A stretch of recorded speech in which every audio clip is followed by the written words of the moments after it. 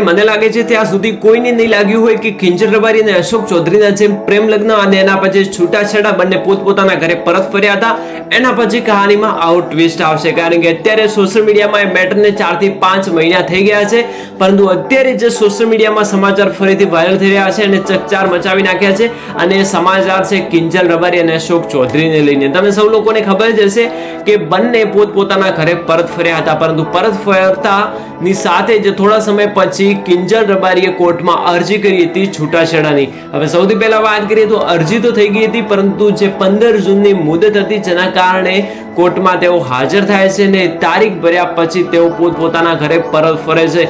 પરંતુ જે રસ્તામાં થાય છે ખરેખર ચોંકાવનારું છે, કારણ કે મળતી માહિતી અનુસાર જે થઈ રહ્યું છે એ ચોંકાવનારું છે. તો જુઓ, સૌથી પહેલા વાત કરીએ કિંજલ રબારીની. આઈ થિંક તમને સૌ લોકોને ખબર જ હશે ને મારે કંઈ વધારે જણાવવાની જરૂર છે પણ નહીં, કારણ કે અત્યારે આખું સોશિયલ મીડિયા જાણે છે કે ત્યારે શું થયું હતું. જો કે મામલો શાંતિથી પતી ગયો હતો, પરંતુ અત્યારે ફરીથી કહાનીમાં નવો ટ્વિસ્ટ આવ્યો છે, અને ટ્વિસ્ટ છે અશોક ચૌધરીને લઈને.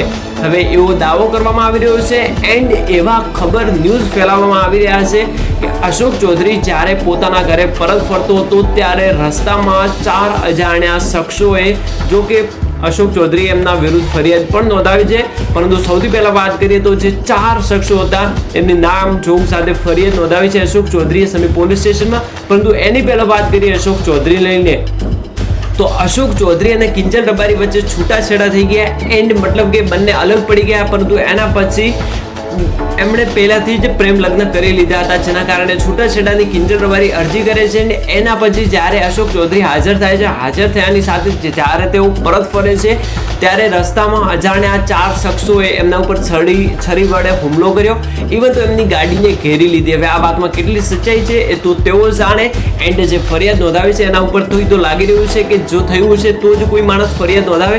એમ જ આના વિશે તમારું શું મંતવ્ય છે પણ તમે કોમેન્ટ્સ કરીને જણાવી શકો છો. બાકી જો વિડીયો વિશે તમારું શું મંતવ્ય છે તમે પણ મને કોમેન્ટ્સ કરીને જણાવી શકો છો, કારણ કે અત્યારે કોઈ મામલો ફરીથી વધારેમાં વધારે ચર્ચિત બન્યો હોય તો કિંજલ રબારી અને અશોક ચૌધરીને લઈને છે. તો આના વિશે તમારું શું કહેવું છે પણ તમે કોમેન્ટ્સ કરીને જણાવી શકો છો, કારણ કે જો તમે સોશિયલ મીડિયામાં જશો તો સોશિયલ મીડિયામાં અનેકો વિડીયો સોશિયલ મીડિયા ઉપર ખોટા અને સાચા વાયરલ થતા હશે, તો કૃપા કરીને એના ઉપર ધ્યાન આપવું નહીં. અને આ વિડીયો વિશે તમારું શું મંતવ્ય છે, તમારું શું કહેવું છે પણ તમે મને કોમેન્ટ્સ કરીને જણાવી શકો છો. બાકી મળીશું એક નવા વિડીયોમાં, ત્યાં સુધી આવજો. Good bye, Tata.